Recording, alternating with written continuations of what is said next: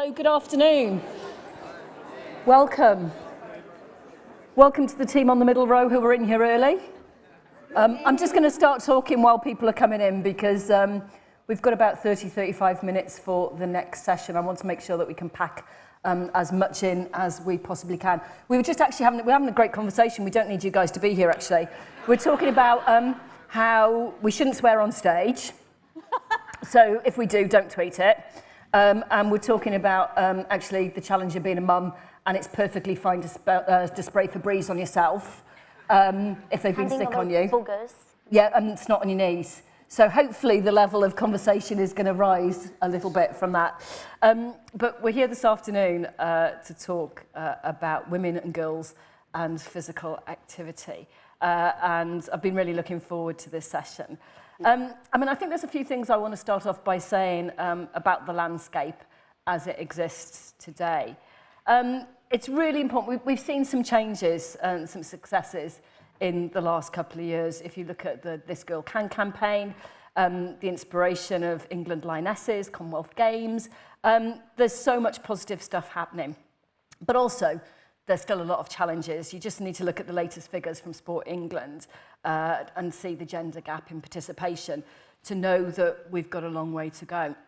Too many women and girls, for a host of reasons, are still facing barriers to enjoying sport and physical activity. And we, with my UK Active hat on, we've been working with Sport England and other partners to really drive this agenda. And we've been collaborating on campaigns like This Girl Can, This Mum Moves, but we need to change the narrative for millions of women and girls. And it's not just about participation, it's into the job market, it's into leadership. It's about how we can change the sector. And on a personal level, I'm really delighted to see, things like, the Daily Telegraph's women's sports columns, more coverage than there's ever been before.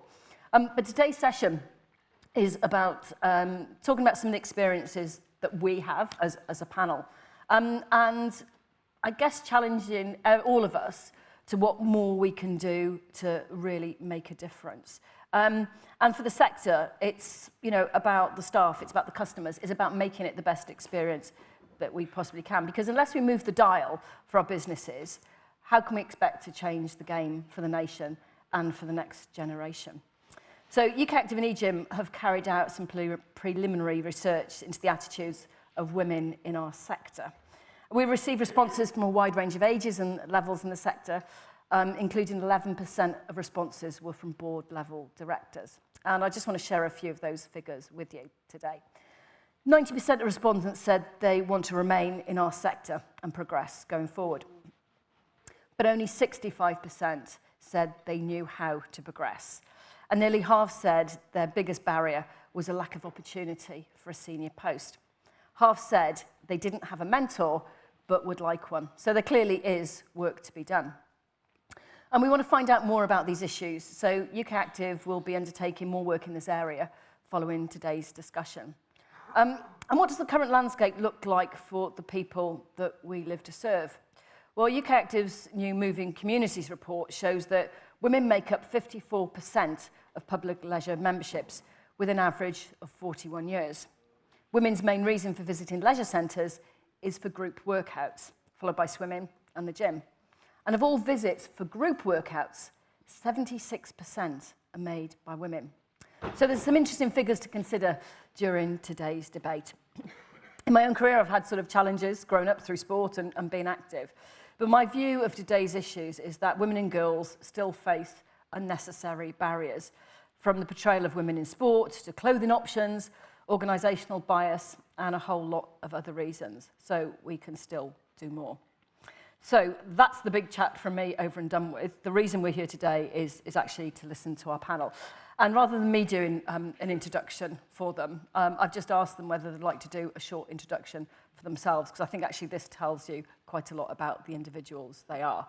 So on the panel today, we have Jo Rousel, Elena LaPetra, and Sophie Lawler. And I'm going to hand straight over to Jo to say, tell us about yourself. Yep, I am a double Olympic champion cyclist. I spent 10 years on the GB cycling team from age 18 to 28. I'm now retired. I'm now a full-time mature student, and I do various other work, a lot of work in the media with commentating and punditry in the world of cycling. But basically, I had a 10-year elite career in cycling. Thank you. Lena. Hi, I'm Elena La Petra. Most of you know me here, it's like all of these fabulous faces in there. Hello. I'm co-founder and chief energy officer of Stronger Wellness, and I am also the chair of WIFA, which is the Women's in Fitness Association for the UK. I'm so glad I didn't have to follow the double Olympic. Yeah, right? I was like, oh, great. Thanks for that. So most importantly, I began my love of fitness when I was dragged kicking and screaming into a local gymnastics hall when I was the age of 4. And I didn't really look back, and I fell in love with fitness, not for the sport actually, but for the connection that I had with the amazing friends that I made there. And I continued after university and fell into the fitness industry as a fitness coach. I then progressed pretty rapidly and stayed in the industry because I love it. So I guess least importantly, I'm CEO of Total Fitness. And well done to your team, because they were the first in today. They were. I'm very conscious that they're right there. They'll be great. Joe, I'll start with you. It's really interesting how you just say, oh yeah, I'm a double Olympic medalist, as if it's just sort of the most natural thing in the world. I love that. But can you just tell us a bit about your kind of journey into cycling and sort of what drove you and how you kind of made it through to the top level? Yeah, so as a youngster growing up, I always enjoyed sports, but I never had a dream of becoming an Olympic champion, definitely not in cycling. I did a lot of sport when I was sort of under 10 years old, like primary school age. I used to do swimming and running outside of school. But then when I went to secondary school, I sort of stopped all of that. And I did PE, obviously, but other than that, no other sport. And then when I was 15, British Cycling were looking for new future potential talent ahead of the London Olympics and beyond. And they came to my school and did some talent ID tests. And to be perfectly honest, I only really went along because it was a nice sunny day and it happened to clash with a double maths lesson. So out of the two, I'd say I was actually more academic than sporty at that sort of age, but I did still take the sunny day playing field over the maths lesson. And basically I got talent ID'd as a future potential Olympic cyclist and went through the British cycling programs. But something that was a big sort of eye-opener for me when I first started was like how few girls there were in the sport. So I went to an all-girls school, so my only sort of world that I knew was that world, with a female head teacher, female deputy heads. PE was obviously all girls. Suddenly I joined the local cycling club and there was 2 other girls in the club and all these boys, and I was absolutely terrified because I was a bit nervous anyway. Being a teenage girl, it was all a little bit scary anyway, but I was just stunned that a sport could be so unequal. And right the way up to elite level, back then there were 10 events in the Olympics and there were 7 for men and only 3 for women. That's now equal, it's now changed, it's 5 and 5, so the men have lost out a little bit, unfortunately, but we've got our events. But definitely that was the biggest eye-opener for me when I started. And like transitioning out and what you do now, do you miss it? Do you miss the cycling? I get to do the good bits now, so I can now ride my bike on a nice sunny day when I want to and go to a cafe and have coffee and cake, and I haven't got to do the training in the bad weather and all the other things. So actually I sort of get the best of both worlds. So I don't miss the training aspect. It's quite nice winning. I mean, that's quite fun, but that's such a small percentage of life as an athlete that, you know, no one ever sees all the hard work. They see that win and think, oh, you win all the time, but actually you don't. But I do sort of miss, saying before, I do sort of miss the pressure a little bit. So what do you do now? Well, now I'm a student, so I actually quite enjoy exams. Doing what? Doing human biology Okay. at uni. Just finished my year 2 exams, and it's weird because I do sort of enjoy having that pressure, but I think I'm quite driven and I like having a goal to work towards, and that motivates me. I'm going totally off script now, but so you're saying, do you like exams? I hate exams.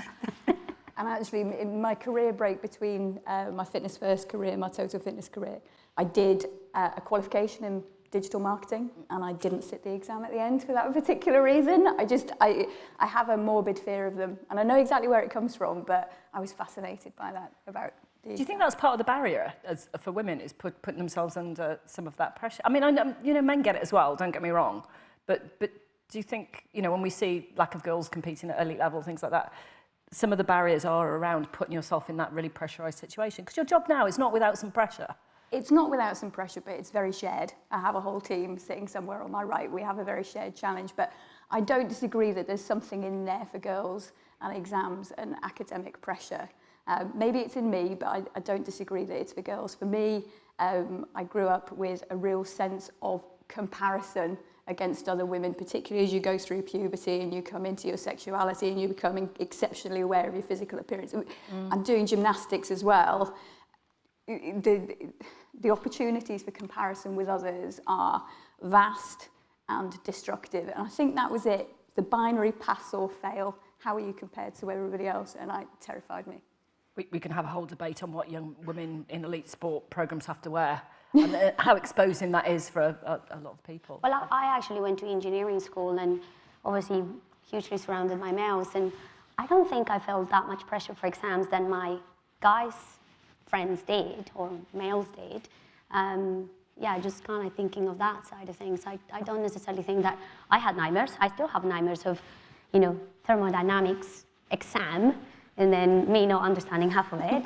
But so did my male guys. So perhaps I didn't see it in that environment. Do you think you had sort of an inner confidence? Because we were hearing in one of the keynotes this morning about having confidence and that ability to kind of build your own resilience. Do you think you have some of that as well? Well, I think I had a massive role model in my life, which is my mum. And she kind of just taught me to nothing is impossible if you put everything on it. Like you just go for it, and everything is there for you to take it. And I suppose that's why, when the Girl Scouts got boring, I just went, well, I want to be in the Boy Scout. I was like, well, you're a girl. It's like, so? And, and I was part of the first girls in the Boy Scout sort of thing. But so I was I was raised with the possibility of just ask the question, why? And if it's a valid one, take it. If it's not a valid one, say, sorry, let's keep going. So, so I think it's a little bit of everything. So how do we get more young women? I guess looking at the participation bit first of all, how do we get more young women to be involved and think that health and fitness and sport ultimately, sport's a tiny subset of physical activity, how do we inspire young women to think it's for them? It's a hard one. Yeah, that's why I'm asking the question, I'm not answering it. I think the media is a big thing. Definitely in terms of cycling, we see elite coverage, we see the Olympic Games, we see people winning, world championships in cycling, and then we hear news about a fatality in London of someone riding their bike around at a particular junction, but we don't really see all the bits in the middle. And I think I've found definitely since retiring, I've tried to do a lot of work on breaking down the barriers in cycling particularly, and why people don't feel safe going out on the roads. And there's a huge disparity between men and women in terms of the participation figures in cycling. And it is just, it's a really difficult problem to try and solve there. And you think, why is there this huge difference? But I think a lot of the media coverage is at either end of the spectrum, and people see elite success and they think, well, I'm not an elite athlete, I'm not riding a bike around a velodrome at 30 miles an hour.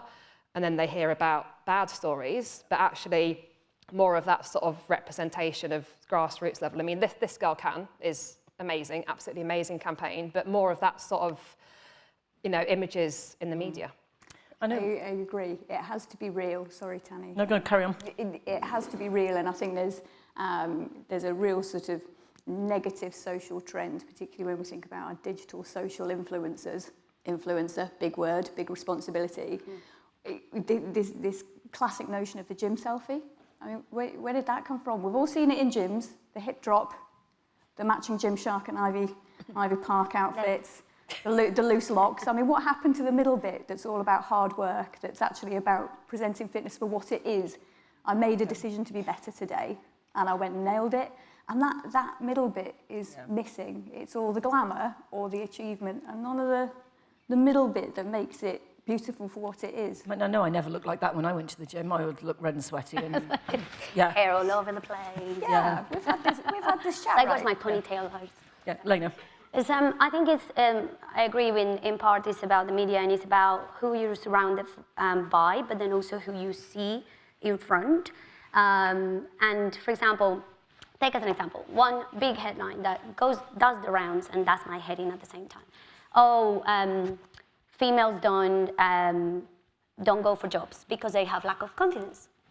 And I was just tweaking every time I was saying it, because I just look at the people that I surround myself with, and I just don't see any of these girls ever saying no to a job or even applying for it because of that. But then when you start digging into where did that headline come from, there was obviously a fabulous woman across the pond on Harvard Business Review who obviously got into the deep end of that, and it had nothing to do with confidence on the person. It was confident in the system and in the process. Because we females, when we look at the job description, we go, I need to hit 90% of that if I want to apply because I don't want to waste my time. I don't, all of these different things. While boys perhaps just go, I'm going to apply even if I can get half of that or even less are the stats, right? It was so, but the headline is, females don't apply because they don't have confidence. And it's just kind of like, right, let's get a little bit of background on that and let's just get to the reality of things. So if you didn't have a mom or somebody to support you in your young age, then kind of like just moving forward, you kind of like go, right, what else are we looking at? And is the future of my career or the society where we are actually representing where we want to go, right? So that's kind of like the things, is kind of like, how do we make that future a little bit more, kind of like you can't be it if, what's the saying? You can't see it. Exactly. Can't be what you can't see. Exactly, right? So it's hard to picture yourself in those situations. Yeah. I think if we also look to sort of things like women on boards, because I've been involved with sport governing bodies for a long time, and there's a move now 50-50 representation. That's really positive. But I remember having a conversation with one CEO of the sport that will remain nameless, which is probably a good reason. But they were saying, well, there aren't any good women. And it's like I spoke to loads of women about whether they wanted to apply for this position, and it was called the woman's representative. And you could only talk about things that related to women in that sport. And okay, sorry if you're squeamish, but I'm going to do this anyway. So I said to the CEO, what, you can talk about periods? And he melted in front of me, because I just thought, sod it. Okay, I've sworn on stage. It was like, do you know what, I'm going to say it, because what is like women's issues? It's, it's the whole thing. And I actually went back and said, actually, I've spoken to loads of women. They just don't want to work with you guys. Because what you were saying, they're wasting their time, they're balancing lots of things, they're really amazing people, but why would they want to do that? Also, let's not forget that not everybody wants to be CEO. No offense to you, you're my hero, but not everybody wants to be a CEO, right? There's a lot of females in different other areas that are very happy, reaching other levels and doing other things. Was that something you wanted to be? I was going to... I'm fully supportive of the comments that you were making earlier around about confidence, but I do think there's a confidence challenge, without a doubt. I didn't know I could do it. I actually needed somebody else to tell me. I'd internalised some feedback, some great feedback given to me by an old professional peer of mine, that I was a great number 2. Sophie, I need you. You're a brilliant number 2. I couldn't do it without you. Positive feedback, right? Internalised as, I need to be a number 2, I'll be a brilliant number 2. So when I came out onto the job market and I stepped down from my role at Fitness First as Group Strategy Director and was thinking about what to do, I was actively going to see search consultants saying, I'm looking for a number 2 role. Do you think that was done deliberately? I need to think about how I word this quite carefully, because you were really, really good at supporting that individual, or do you think it was done... Oh, I don't know. You know what I'm asking. I'm just asking it really badly. I don't know. Have you thought about that? I have, and I'll have that conversation, actually, with that particular gentleman. It's always given with positive intent, isn't it? But I think it always comes with a responsibility, feedback. It always comes with a responsibility, and I think it was irresponsible. So it wasn't actually until I was pitching for some consultancy work at TF, actually, and I went and met the CEO, and one of the only reasons I met him was because it turned out we'd been at university together, and I'd got in touch with him in LinkedIn and said, hang on a minute, you don't find politics students in the fitness industry. I thought I was the only one. Hang on a minute, get out of my show. Oh, by the way, we went to the same university. So he picked up the email. I went and had a chat with him. And I was talking to some of my professional peer network about total fitness, and it wasn't actually until they just completely cut me off, 3 of them entirely independently, and just said, yeah, but Sophie, listen to the way you're talking about that business. Listen to what you're saying. Why, is there a job there? Is there a CEO job? Why are you not having that conversation? And it was only at that moment that I went, right, okay, I don't know why I'm not having that conversation. And it was the next day outside of David Lloyd's in Gosforth that I picked up the phone to the shareholders and said, is there a CEO job? Should we have that chat? But I wouldn't have done it. If you didn't have the right person next to you. That's Correct. Yeah. Yes. 3 of them. Yeah. But it took 3 of them. That's really interesting, isn't it? How we could all kind of support each other a bit more. And actually, I did a podcast, I think it's gone out this week, and talking about, you know, for me, it's not just having, you know, I've got loads and loads of people in the work I do now in politics that I can call on if I need help or advice, and you have different groups of people. At the moment, I probably have 45 men that I could call on and 5 women. I want that to change, because actually I find feedback from women is sometimes much more useful, sometimes a bit harsher, more direct, but sometimes more useful in terms of what I do. But Jo, did you ever think of sort of going into kind of the politics of sport or that side of it? Not especially. I think I'm enjoying at the moment doing something quite different by being at uni, and almost I didn't really want to keep going back to the velodrome and keep being in that same world that I knew, because that's all I'd known since leaving school. And actually it's been sort of probably better for me and more eye-opening for me to sort of go out into the wider world and meet people that aren't athletes and haven't heard of me, and just obviously don't treat me any different. Like my friends at uni are all 10 years younger than me. They take the mickey out of me. They don't treat me like the mother of the group or the Olympic champion of the group. I'm just one of them. And I think that's been good. But I'm involved in the BOA with their Athletes Commission, and I do try and keep involved a little bit. But I'm probably more interested in helping everyday people and that sort of thing than elite athletes at the moment. Yeah, I think sometimes elite sport kind of looks after itself, doesn't it? But if we don't get the base right, we don't get lots and lots and lots of people being physically... I said this in front of a select committee years ago, and they sort of jumped back. I said, we need more people who aren't very good at sport, but we need people to be physically active and not be, it's really rich me saying this, but not be obsessed about that kind of pathway. Well, it's like Park Run. They have been celebrating that their average times have been getting slower for 5K, which seems... because I've been doing it. Seems odd, but they like that because it's showing that it's not just for the people that can run a 5K in less than 20 minutes, actually. It's for people that are walking around in an hour, but that's... Why is that, Jo? Is that because they're increasing their participation, so they're encouraging more non-runners? Yeah. So I think like someone like me, I'd go and run 5K anyway, just for the fun of it, because I like to keep fit. But my dad goes and does Park Run. He won't run 5K on his own, just because that just seems impossible. He'd go out for a run and maybe run 1K, but 5K is just like, well, I can't do that. But in a Park Run, he can do that. So I know their sort of strategy is we want more of the people that wouldn't normally exercise, and actually showing that their average times are slower is a positive, because there is more people just that wouldn't normally exercise at all. They're walking 5K on a Saturday morning, and that's a huge difference to them. My nearest one has a cafe right on the finish line that does nice cake. Not sure you can justify 5K and eating cake, but anyway. I think you can, yeah. I do. That's okay. It's like Mr. Notorious for eating cake. Absolutely. Yeah, exactly. That's the only Absolutely, reason, that's yeah. the best part. Cake's really important. Anyway, we've got about 5 minutes left. So what do we need to do? Because we've sort of talked a bit about participation, a bit about women in leadership, but what do we need to do to make a change? Actually, you know, what do we need to ask everyone in the room to do to make a change? So that's a really difficult question again. Well, I can tackle it from a leadership in business perspective.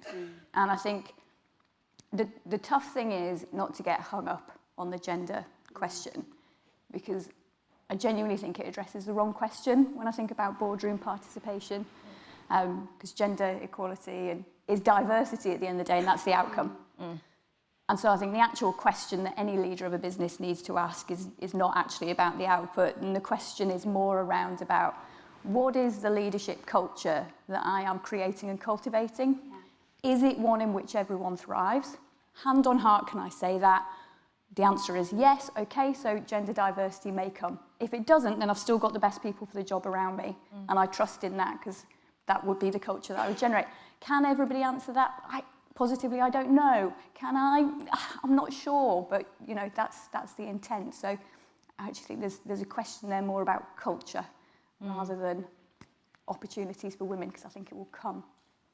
If that makes sense. I think that's about time as well in businesses, that, you know, nobody, you know, is sitting around twiddling their thumbs doing nothing, are they? You know, Hugh said at the beginning, you know, it's amazing how many people come the whole day and, you know, actually commit to us for the whole day. You know, people are busy, aren't they? So do you think that's sort of time as well in terms of busy people's lives? You make time for the most important things, don't you? It's just a case of priorities. Yeah.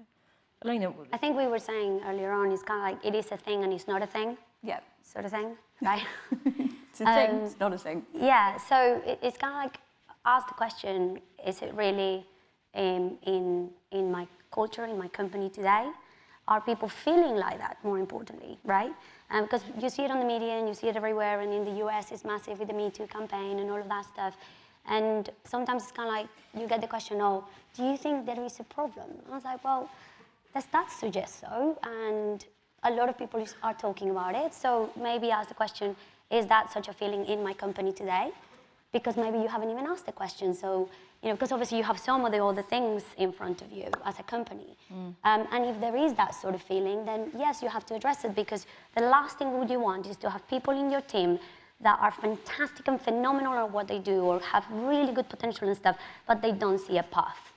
So find that question, kind of like, is this happening in my organization? Am I really offering a path for everybody? And there's loads of different things, God, you can talk about.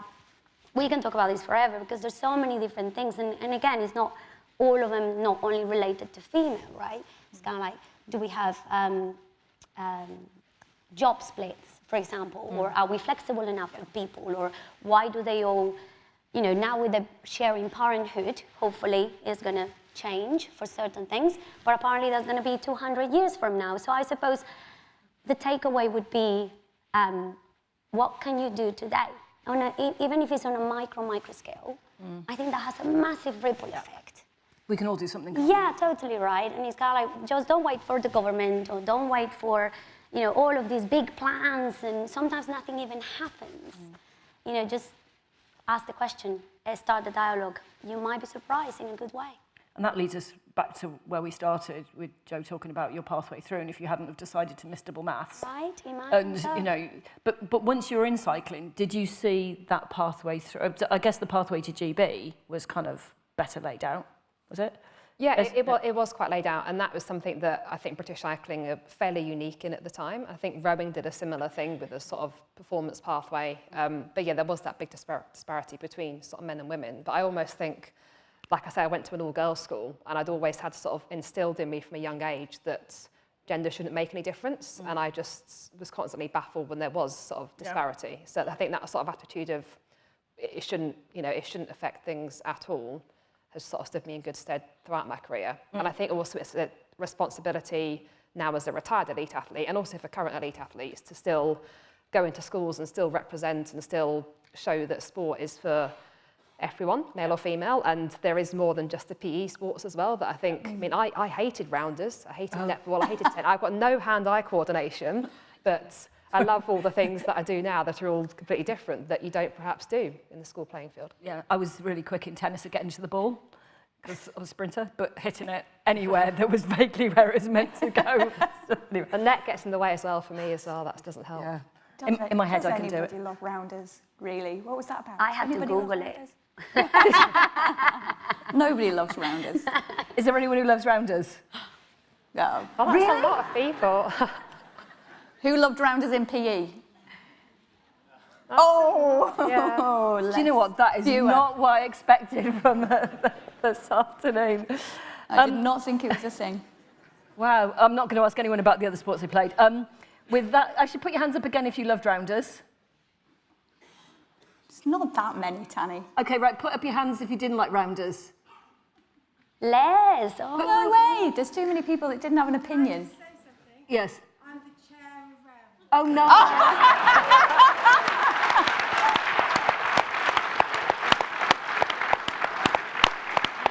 good for you! Wonderful, inclusive sport. Yay!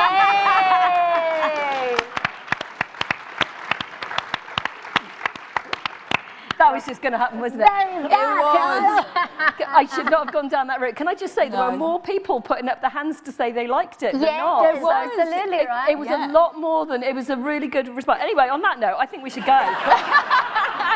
I've sworn on stage, I've talked about snot, I've offended rounders. Can I just say, my daughter plays rounders and she really likes it. Because she scored 3 last week and the whole team scored 5. Does that get many brownie points? No? Okay. The majority said yes, so... Yeah, anyway, right. There's a point in there about PE, but we're not going there. No, we're not going to go there. Ultimately, Rounders has come out as being really liked by the audience, which is cool. Thank you so much to everyone who's come today. And can I just ask you to say thank you very much to our panel. I think it was very open and very honest. And with us as UK Active, we're going to carry on this discussion and keep going about how we can encourage more women to be involved. Thank you very much. You can head off if you want. Thank you.